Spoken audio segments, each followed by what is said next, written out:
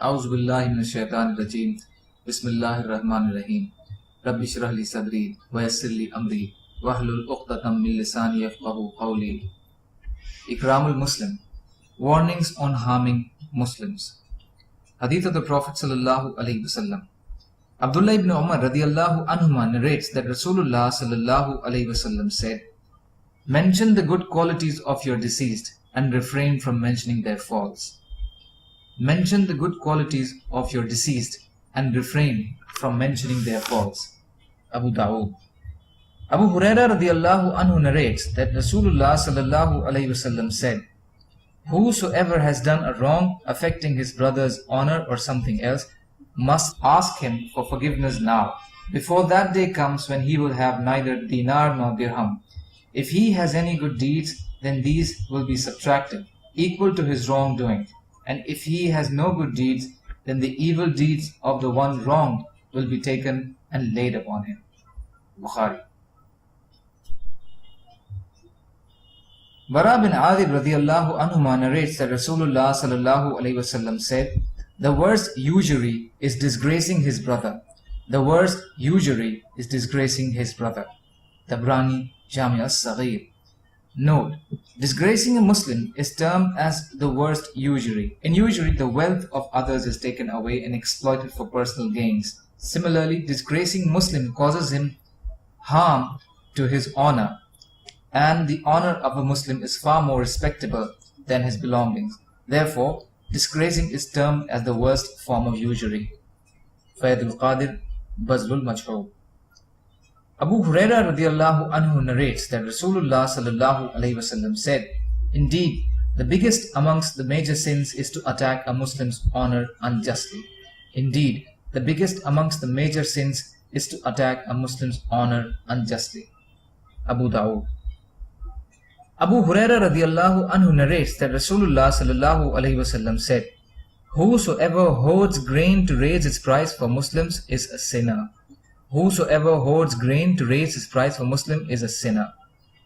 Umar bin Khattab radiyallahu anhu narrates, "I heard Nabi sallallahu alayhi wasallam saying, if anyone hoards food from Muslims, Allah will smite him with leprosy and stringency."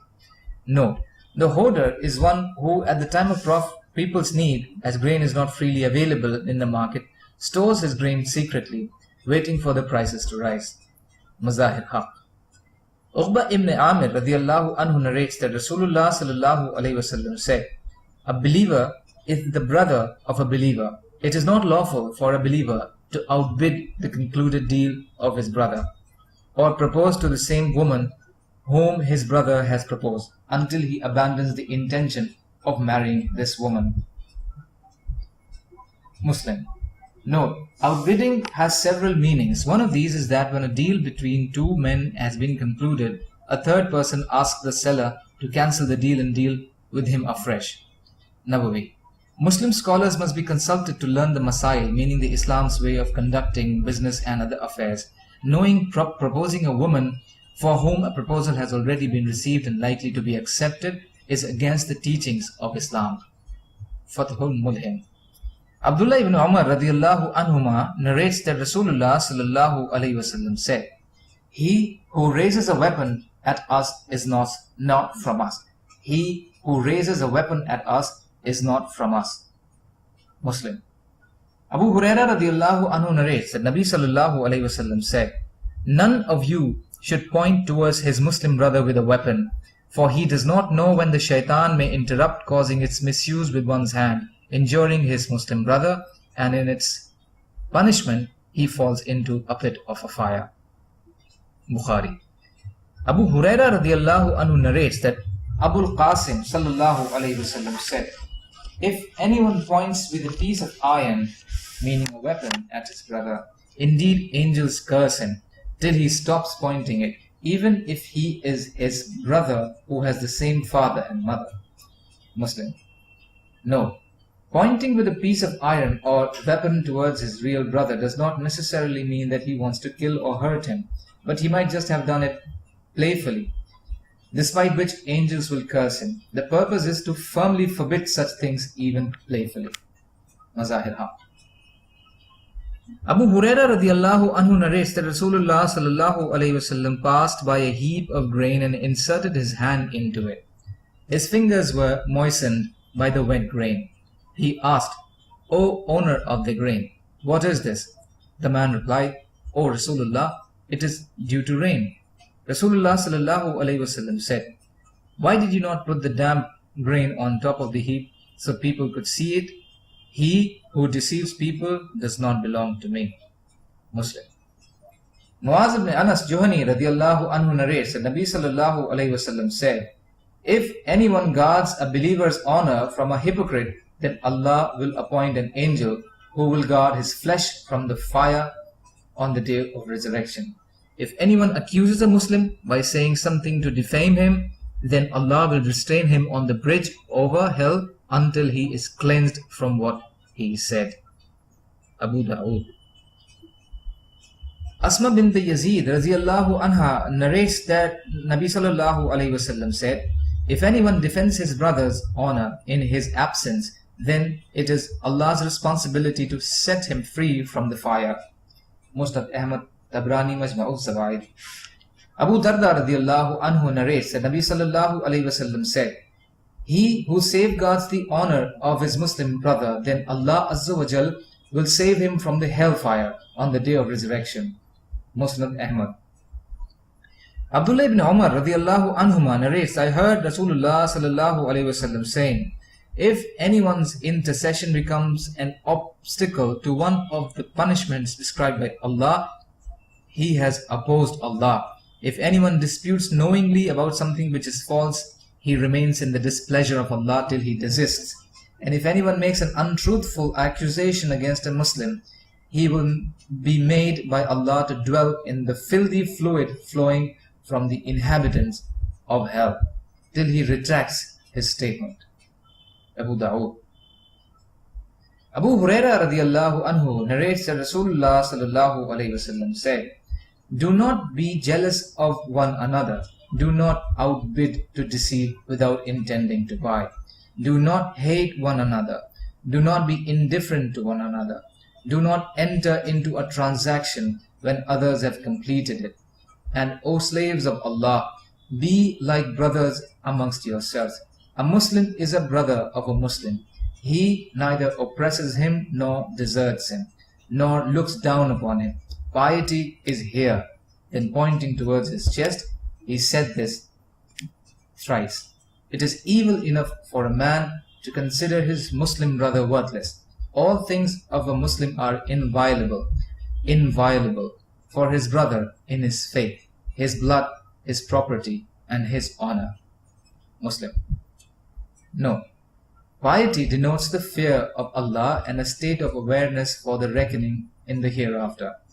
Therefore, piety is here implies a feeling within the heart and not something physical that can be seen so as to ascertain whether a person is pious or not.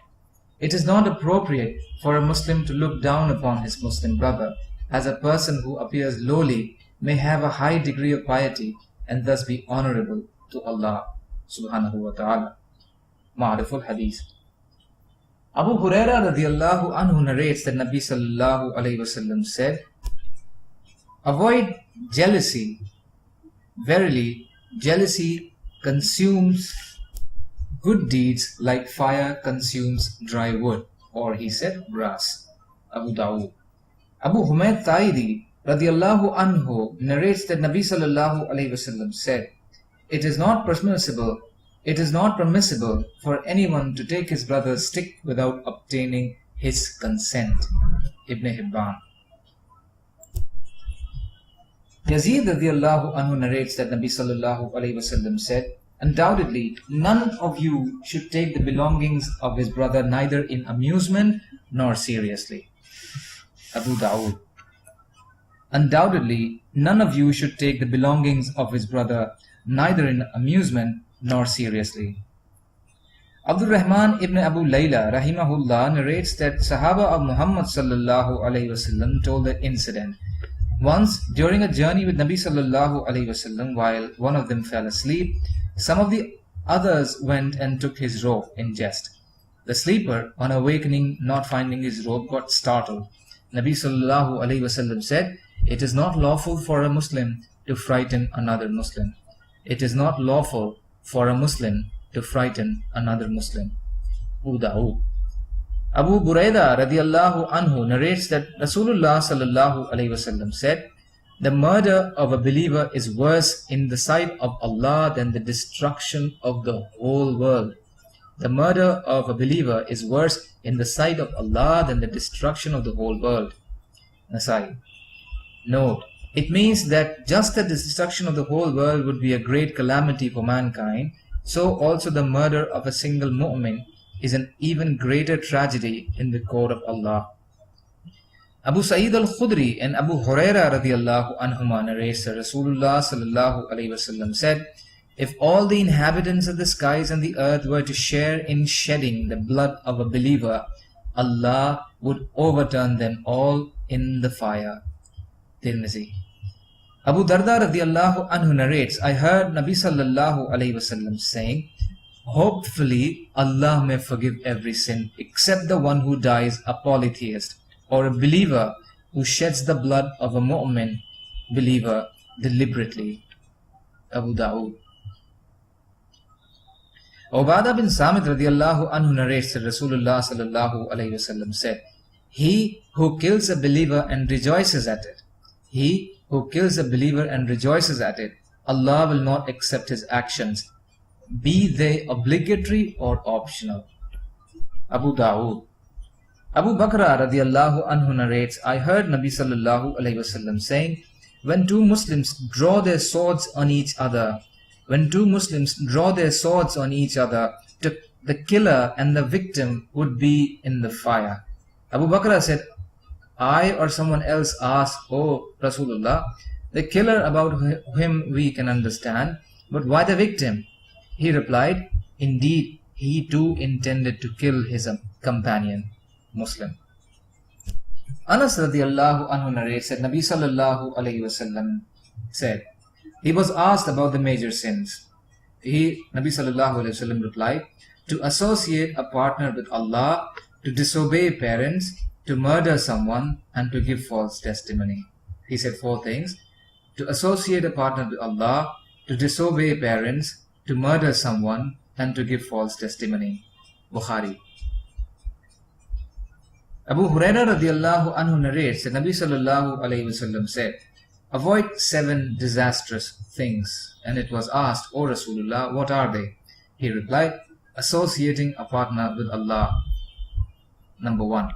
Sorcery or magic. Number 2. Killing unjustly, one whose killing Allah has forbidden. Number 3. Eating usury. Number 4. Consuming the wealth of an orphan. Number 5. Fleeing from the battlefield. Number 6. And number 7. Accusing innocent, chaste, believing women of fornication." Bukhari. Subhanallahi wa bihamdihi, subhanaka Allahumma wa bihamdika, ashhadu an la ilaha illa anta, astaghfiruka wa atubu ilayk. Subhanaka rabbil izzati amma yasifun, wa salamun alal mursaleen, walhamdulillahi rabbil alameen, birahmatika ya arhamar rahimin, la ilaha illallah, Muhammadur Rasulullah.